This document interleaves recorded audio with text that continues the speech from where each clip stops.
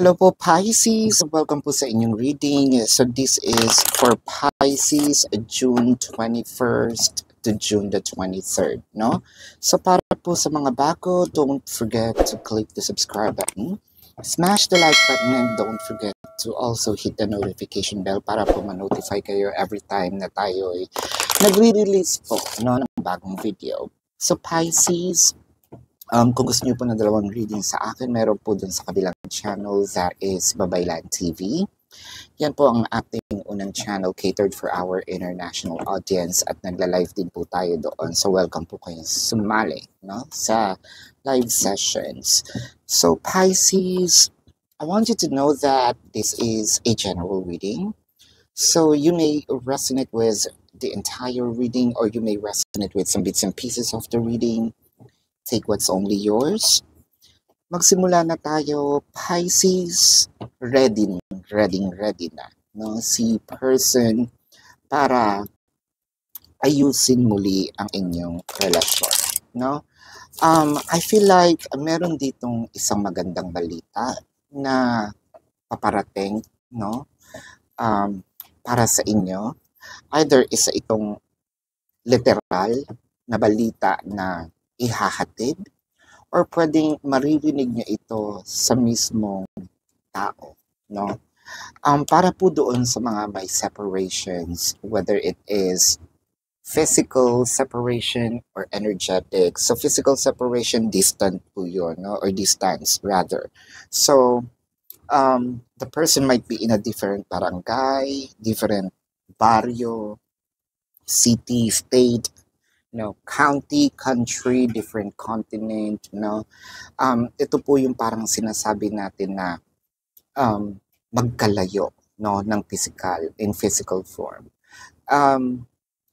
Ang energetic naman po yung hindi nag-uusap, pwedeng may naka-block, hindi nagpapansinan, nagkikita naman pero kumbaga dadmahan. So yan po ang ating energetic separation, no? Parang mababalitaan mo na, uy, si person, no, namimiss ka na, uy, si person, ako nakikita ko yung malaking pagbabago, whether it is directly or indirect. Direct, pwedeng ibabalita sa'yo ng person, ng ibang tao, whether it is family, friends, pamilya niya, no? Uy, kinakamusta ka daw ni gusto makipagbalikan, ganyan. Or nakikita mo sa kanyang website, sa kanyang page, no, kapag binibisita mo, no, or may mga post siya na patungkol para sa relasyon nyo. Nakakita ko ng reconciliation, and I am also seeing mga pagbabago when it comes to pag-uugali. Mga pagbabago when it also comes to sabihin natin, when we say cleaning it up, no, yung mga dati kong gawi, pangakong hindi ko na gagawin. As much as possible, no, hindi ko na gagawin. Of course, mahirap namang sabihin nagawa ko na, no. Syempre, when it comes to changes, there are things that we call involuntary, no? Involuntary muscles or involuntary na parang hindi ko sinasadya kasi nakagawian. Pero as much as possible, iko-control ko naman, no? With the Two of Wands, the Temperance, the Sun. Okay? Ang nakikita ko dito parang sandaling-sandali na lang, you're going to hear this good news. Yung iba sa inyo, pwedeng si person ay nag-reach out na. Yung iba sa inyo, pwedeng si person ay let's say, sinasabi na sige na, no, makipag-ayos ka na sa akin. Maraming mga pangako na makikita naman natin, no, ang sincerity ni person. At hindi lang ito basta salita, no? Kasi may gawa ito with the temperance. At least kahit papaano nakikita mo. Makikita at makikita mo. No? With the Ten of Cups and the Ace of Swords. Lalo na po doon sa mga sinasabi nating dati hindi pa handa. No? Kasi kung meron ditong mga hindi pa handa before, since nagkaroon ng separations, no, doon niya nakita na parang, si person pala is, ganun siya ka-importante, si Pisces pala, no? Ganun siya ka-importante sa buhay ko, ganun siya sabihin natin na yung halaga, no? So mas nakita ni Pisces, ni person yung halaga ni Pisces. At meron ditong hindi ko nagagawin at hindi na ako aalis pa sa iyong tabi, no? With the Three of Pentacles, the Empress, and the Eight of Cups. So muntik-muntikanan na, no? Muntik-muntikanan na si Pisces bumitaw, no? It might be intentional or it might be a trick. It doesn't matter. Nakita or napansin ni person yung distansya na ginawa ni Pisces.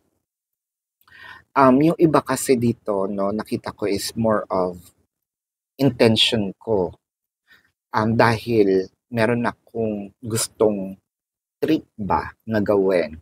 Gusto kong ipamukha sa kanya na kaya kong bumitaw or kaya kong mamuhay nang wala si person sa tabi ko. Nakita yun ni person, no? To a point wherein probably madaming nagbago, no? Nagpagupit, nagpakulay ng buhok, no? Nagpa-manicure, pedicure, yung mga maliliit na bagay, no? Lumabas, nakita sa picture na ang saya ni Pisces. So, niyugyug ni Pisces, no? Nawindang si person na hindi naman usually ganun si Pisces. Parang ipinapamukha niya na it's not by lost, it's yours, no? So, maganda ang aking pananaw sa buhay ngayon, maganda ang aking pakiramdam to a point, no, yung extent ng mga pagbabago, pwede pang sabihin natin went under the knife, nagparitoke, what have you, with the Eight of Cups, pero ito yung tricks, no, mahal pa rin, pero ginawa ko lang yon para sindakin.